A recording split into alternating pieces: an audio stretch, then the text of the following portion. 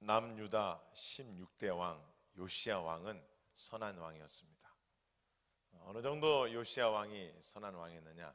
그가 8세의 왕이 돼가지고 한 21년 넘게 통치를 하면서 하나님으로부터 인정받는 깨끗한 왕이었습니다. 그가 얼마나 하나님부터 인정을 받았냐면요, 열왕기하 23장 25절 본문 말씀 보겠습니다. 열왕기하 23장 25절 말씀 읽겠습니다. 시작. 요시야와 같이 마음을 다하며 뜻을 다하며 힘을 다하여 모세의 모든 율법을 따라 여호와께로 돌이킨 왕은 요시야 전에도 없었고 후에도 그와 같은 자가 없었더라. 최고의 극찬입니다. 하나님 솔로몬에게 지혜를 주셨을 때 앞으로도 이와 같은 자가 없을 것이며 후에도 없을 것이다, 이전에도 없고 이후에도 없다 했는데, 요시야 왕은 42명의 남유다 북이스라엘 왕 중에 최고의 극찬을 받은 왕이 요시야였어요. 그런데 이 요시야 왕 이후에 요아스, 요아김, 요아긴, 그리고 마지막 요아긴 왕 때 이 남유다가 멸망해 버려요.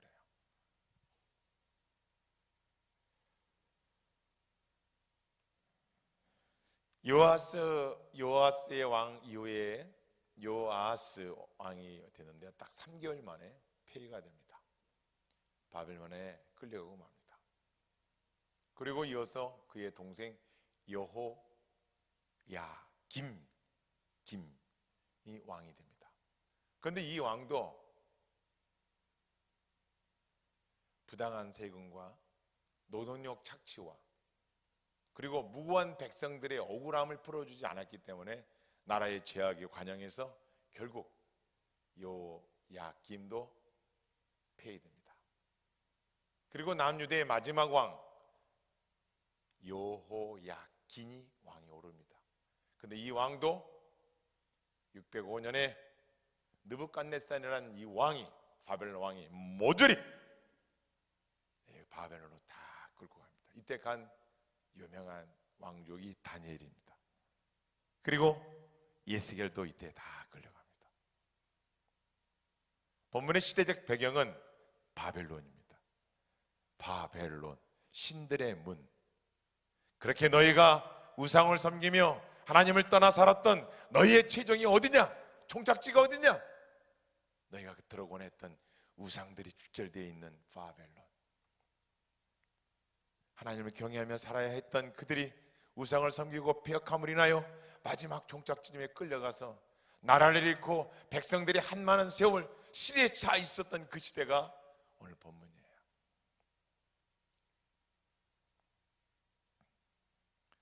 이 당시에 보면 예레미야 선지자, 하박국 선지자가 남유다 북이스라엘에 활동했던 시대였어요. 심지어 요아김 왕 때 세금을 걷어들이고 노동력을 착취하며 백성들의 억울함을 풀어주지 않았던 그 시대에 하박국은 기도해요. 하나님, 이런 배역한 시대에 우리가 얼마나 더 버텨야 합니까? 간절한 탄원을 하나님 앞에 올려드리는 거예요. 그때 하나님 말씀하세요. 하박국 2장 14절 말씀이에요. 하박국 2장 14절 말씀 같이 읽겠습니다. 시작. 이는 물이 바다를 덮음같이 여호와의 영광을 인정하는 것이 세상에 가득함이니라. 한 번 더 읽겠습니다. 시작. 이는 물이 바다를 덮음같이 여호와의 영광을 인정하는 것이 세상에 가득함이니라. 희망이 어디 있느냐? 나라가 멸망해 가고 주의 말씀을 전하여 선지자들의 폐역함과 왕들의 타락된 무지한 이 시대에 하박국아, 너의 기도를 내가 들었는데 그 희망과 소망은 온 땅 가득히 여호와를 아는 지식이 가득할 날이 올 것이다. 할렐루야. 따라하십니다. 온 인류의 소망은 교회의 부흥에 있습니다. 교회의 부흥에 있습니다. 에베소 1장 23절의 말씀은 교회의 충만함이 교회에 있다는 거예요. 모든 이 땅의 축복은 교회에 있다는 거예요. 이 세상의 소망은 교회에 있다는 거예요. 믿으세요? 교회에 있는 거예요. 이것이 소망이에요. 딴 데 있는 것이 아니에요. 하박국 2장 20절 말씀 보겠습니다. 시작. 여호와는 그 성전에 계시니 온 땅은 그 앞에서 잠잠할지니라 하시니라. 왜 교회에 있느냐? 여호와 하나님의 거룩한 영이 하나님의 거룩한 현현이 교회 안에 있다는 거예요. 그러니까 하박국이 기도하는 거예요. 주여, 수년 내 부흥을 허락하여 주시옵소서. 이 시대에 여러분과 우리의 이 민족의 소망은 부흥이라는 단어와 희귀라는 단어예요. 이것만이 이 민족과 믿음의 세대를 살리며 열방을 살려야 할 줄을 믿습니다. 이게 중요한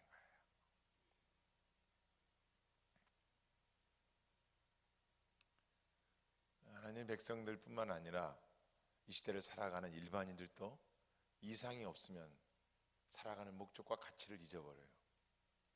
반대로 이상만, 비전과 꿈과 이런 것만 있어도 현실을 무시하면 살아갈 수 없어요. 두 가지는 언제나 동전의 양면처럼 여러분과 우리의 삶에 꼭 필요한 거예요. 그런데 사무엘상 3장 1절 이하에 보면 하나님의 이상이 흔히 보이지 않더라. 사무엘이 태어난 그 시대에 엘리 제사장이 있었던 그 시대에 하나님의 현현과 이상, 꿈과 비전이 없었다는 거예요. 이 세상에 가장 무서운 것은 죄악으로 인한 타락보다 더 무서운 것은 하나님의 현현, 하나님의 이상, 하나님의 살아계심이 우리를 통하여 증거되지 않을 때가 가장 무섭다는 거예요. 그래서 신구약의 중간시대 400년 동안 하나님이 선지자도 보내지 않았고 하나님 말씀도 증거하지 않았고 하나님의 사람들이 나타나지 않았던 그 시대였단 말이에요. 그 무지한 암흑기 시대에 세례 요한이 외침이 회개하라 천국이 갖고 왔느니라 광야에 외친 소리가 시대를 깨웠고 민족을 깨웠고 영혼을 깨운 줄을 믿습니다. 이게 필요한 거예요.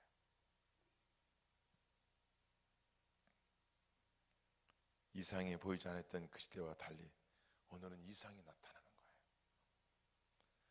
에스겔서 1장 1절 말씀 여러분 1장 1절 말씀 여러분 읽겠습니다. 시작. 30째 해 넷째 달 초다새에 내가 그발강가 사로잡힌 자 중에 있을 때에 하늘이 열리며 하나님의 모습이 내게 보이니 예레미야가 예언했던 대로 남유다 백성들이 바벨론의 포로로 붙잡혀 간 거예요. 소망이 없어요. 좌절해요. 낭망해요. 앞으로 이 세상이 어떻게 될지, 이 민족이 어떻게 될지 아무도 몰라요. 뿐만 아니라 여호와의 거룩한 말씀을 받아 전할 선지자도 없어요. 제사를 집도하며 인도할 제사장도 다 보이지 않는 그 시대에 놀랍게도 30째 해 에스겔이 나이가 30세가 되던 해에 하늘이 열리고 하나님의 모습이 에스겔에게 보인 줄 믿습니다. 열렸다는 거예요. 하늘이 열렸다는 거예요. 그리고 하나님의 모습이 바벨론의 포로로 붙잡혀간 이스라엘 백성 중에 에스겔에게 보여줬다는 거예요. 2절 말씀 읽겠습니다. 시작. 여호야긴 왕이 사로잡힌 지 5년 그달 초다새라. 여호야긴 왕은 아까 말씀드린 남유다의 마지막 왕이에요. 마지막 왕이 포로로 붙잡혀가지고 5년이라는 세월이 흐른 뒤에 이 역사가 일어났다는 거예요. 다시 말하면 에스겔이 선지자로, 선견자로, 제사장으로 새 힘을 얻어서 하나님의 택한 백성들에게 복음을 전할 때 5년이라는 세월이 흘렀다는 거예요. 유치해 보건대 5년 동안 어떤 일이 일어났는지 우리는 알 수 없지만 중요한 건 아마 5년 내 에스겔은 좌절의 시간이었고 낭망의 시간이었고 험난하고 소망 잃어버린 그런 민족과 에스겔이었을 거란 말이에요. 그런데 하나님 믿는 백성들에게는 하나님의 계획은 이루어진 줄을 믿습니다. 왜요? 열렸잖아요. 하늘이 열리고 하나님의 모습이 에스겔에게 임한지라. 여호야긴 왕이 사로잡힌 지 5년 그달 초달새라. 정확히 기록되어 있어요. 에스겔에게 보여줬더라고요. 따라했습니다. 시대를 극복하는 사람은 하나님의 때를 기다리는 사람이다. 하나님의 때를 기다릴 줄 알아야 돼요. 여러분이 이 시간 오기까지 그토록 기도했고 헌신했고 봉사했고 헌금했고 찬양했고 남모르는 눈물과 상처를 받아가며 여호와의 전을 섬기고 주의 종들을 섬기며 많은 잃어버린 영혼을 찾았다면 걱정할 거 없어요. 하나님 반드시 하나님의 섭리와 작정과 계획대로 이루어질 날이 올 줄을 믿습니다. 이것이 믿음이에요. 이것이 믿음이에요. 하나님 우리들한테 보고자 하는 것은 외모가 아니라 여러분과 내 안에 숨어있는 하나님에 대한 존중한 믿음인 줄을 믿습니다. 계획은 차질이 없어요. 아무리 우리의 처지가 형편이 어렵다 하더라도 하나님의 계획은 하나님의 시간표대로 이루어가는 거예요. 그래서 우리는 해야 할 일은 주님만 바라보면 되는 거예요. 따라하십니다. 우리는 시대를 이기려면 하나님의 능력을 체험해야 합니다. 여기 보니까 이렇게 나와 있어요. 에스겔의 3절 말씀이요. 에스겔에게 특별히 임하고 여호와의 권능이 내외에 있느니라. 하늘이 열리고 하나님의 모습이 에스겔에게 보여지고 특별히 에스겔에게 하나님의 권능이 임했더라고 나와 있어요. 성도는 하나님의 현현 이상을 갖는 사람들이에요. 꿈이 없는 백성은 방자행해요. 비전 없는 백성은 망해요. 그래서 하나님의 현현이 필요한 거예요. 여러분과 저는 이것이 필요해요. 우리가 기도할 때, 찬양할 때, 전도할 때, 하나님 말씀 앞에 봉사할 때 하나님의 살아계신 음성과 하나님이 시대를 나가여 보여주는 능력을 체험할 줄을 믿습니다. 사도행전 1장 8절에 보면 너희가 성령을 받고 권능을 받기까지는 기다리라는 거예요. 성령을 받았으면 더 큰 파워, 디마디스, 다이나마트 같은 성령의 능력 받기까지 기다리라는 거예요. 중요한 거예요. 성도란 누구냐? 하나님의 이상을 보는 자들이에요. 그리고 하나님 이상에 대한 꿈을 꿈꾸는 자들이에요. 비록 현실이 암울하고 어렵고 캄캄할지라도 하나님의 영원한 복음 앞에서 꿈을 갖고 나가야 할 줄을 믿습니다. 제가 기억나는 예화가 있어요. 수영을 잘하는 여자 선수인데요, 섬이 있는데 그 섬을 정복하기 위해서 이쪽에 육지에서부터 많은 기자들과 함께 수영차 나가는데 거의 다 도달했는데 안개 때문에 들어가지를 못하는 거예요. 더 이상 앞으로 갈 수가 없어요. 안개가 있으니 어디에 섬이 있는지를 모르니까 갈 수가 없는 거예요. 그래서 포기했어요. 1, 2년이 지났어요. 다시 그 선수가 하겠다는 거예요. 아니 그거 보이지 않는데 안개가 끼면 안 될 텐데 갑시다. 근데 아니나 달라, 진짜 안개가 또 끼어 있는 거야. 근데 이 선수가 가겠다는 거야. 어떻게 가느냐? 갈 수 있습니다. 진짜로 그가 갔어요. 그리고 섬에 도착했어요. 인터뷰를 했어요. 어떻게 당신은 이 섬에 도착할 걸 알았느냐? 저는 안개가 껴 있을 것을 대비하여 훈련했습니다. 여러분과 제가 아직도 하나님의 현현과 이상을 받지 못하고 보이지 못하고 있다면 그것은 하나님의 원칙이 우리에게 훈련될 때까지 우리를 훈련시킬 것입니다. 왜 여러분에게 고난이 있어요? 하나님의 원칙대로 단습하라. 너의 방법이 아닌, 너의 뜻대로가 아닌 하나님의 현현과 이상을 너를 통하여 이루기 위해서는 지금의 고난과 그 역경이 안개를 헤치며 들어갈 수 있는 훈련, 이것이 저와 여러분의 고난의 유익인 줄을 믿습니다. 시대가 암울하고 어려울지라도 암울한 것을 볼 것이 아니라 그 암울한 뒤편에 있는 걸 볼 줄 알아야 된다는 거죠. 우리는 하나님의 능력을 체험해야 돼요. 하나님의 능력은 뜨거운 역사함을 우리는 체험해야 돼요.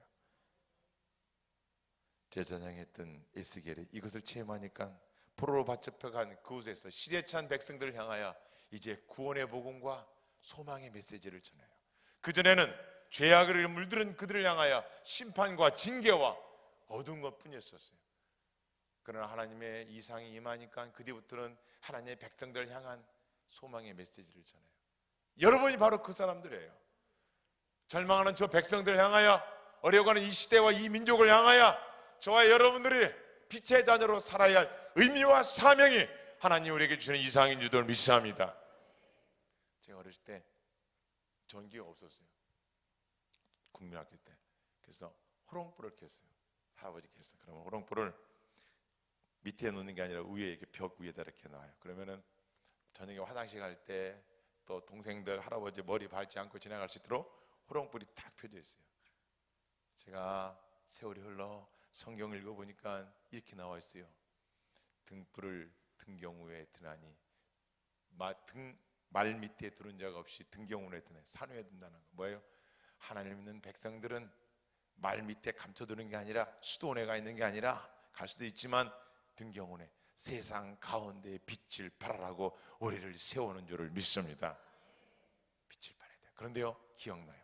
그 호롱불은 고기만 비춰요. 왜? 빛이 곱게 안 되니까요. 등이 작고 석유가 호야보다는 작으니까 거기만 이렇게 비친 기억이 나요. 여러분과 내가 얼마나 복음으로 깨어있고 말씀으로 하나 되어 있느냐, 그 영역에 비친 하나님의 이상과 현현 앞에 말씀의 체험이 있는 자를 통하여 역사한 줄을 믿습니다.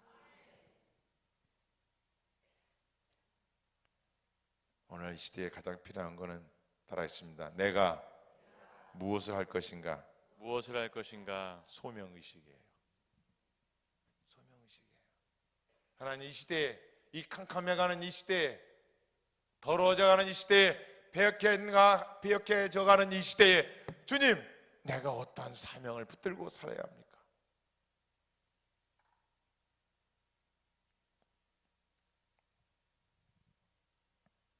에스겔 선지자가 가장 마음이 아팠던 것은 여호와의 영광이 떠나가는 것을 본 거예요.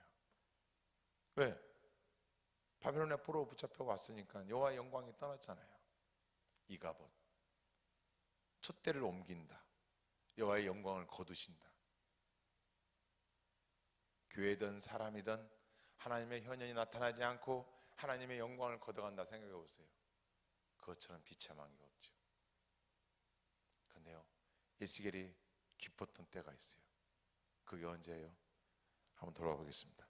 에스겔서 48장 35절 맨 뒤에 있어요. 에스겔서 48장 35절.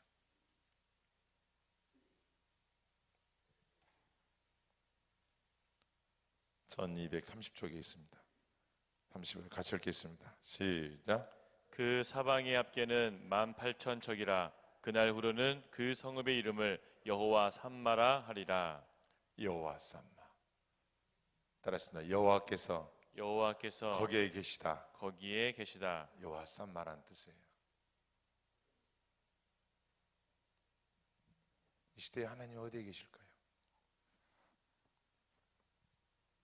이 시대에 하나님의 현현과 이상이 누구에게 어디에 나타날까요? 여호와 삼마, 여호와께서 거기 계시다. 에스겔, 여호와께서 강하게 하신다. 여호와 삼바, 여호와가 거기 계시다. 오늘날 이 시대에 여호와의 삼마는 하나님을 믿는 백성들의 심령 속에 있을 줄을 믿습니다. 여호와의 삼마는 하나님을 존중히 여기는 그리스도의 교회에 있을 줄을 믿습니다. 여호와의 삼마는 시리와 자질에 찬 백성들에게 여호와의 거룩한 영생의 복음을 전하는 현장마다 나타날 줄을 믿습니다. 여호와 삼마. 우리는 하나님에 대한 꿈을 꾸어야 돼요.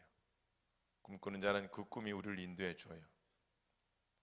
시대를 극복하는 사람이 누구냐? 첫째, 하나님의 때를 기다린다. 둘째, 하나님의 성령의 체험이 있어야 된다. 그리고 권능을 받아야 된다.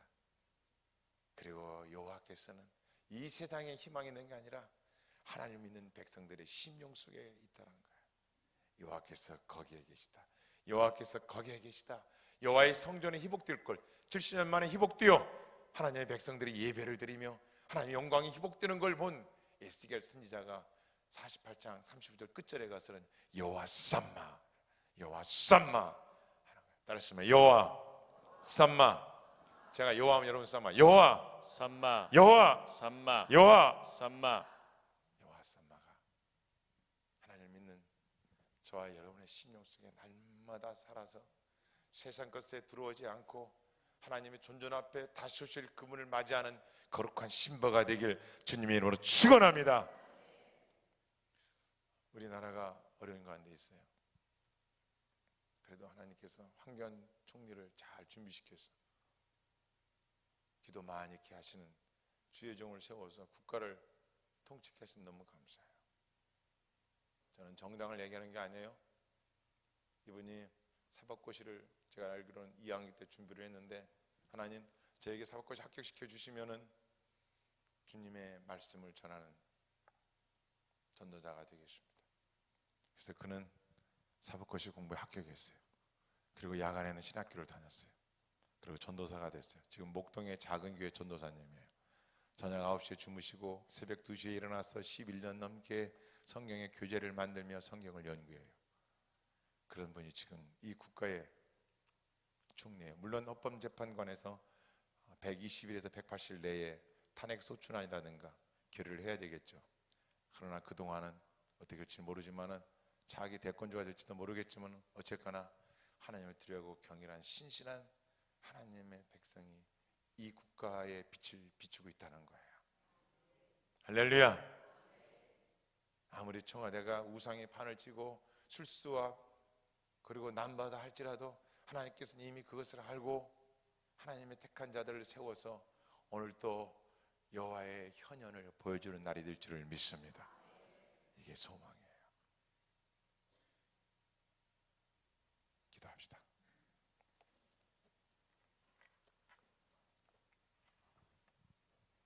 은혜로우신 하나님, 시대를 극복하는 사람이 되자라는 말씀을 증거했습니다.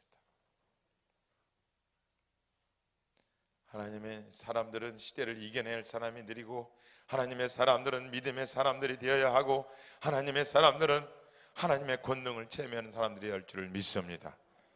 그 모든 권능과 그 모든 이상은 오직 하나님의 말씀을 통해서 오는 줄을 믿습니다.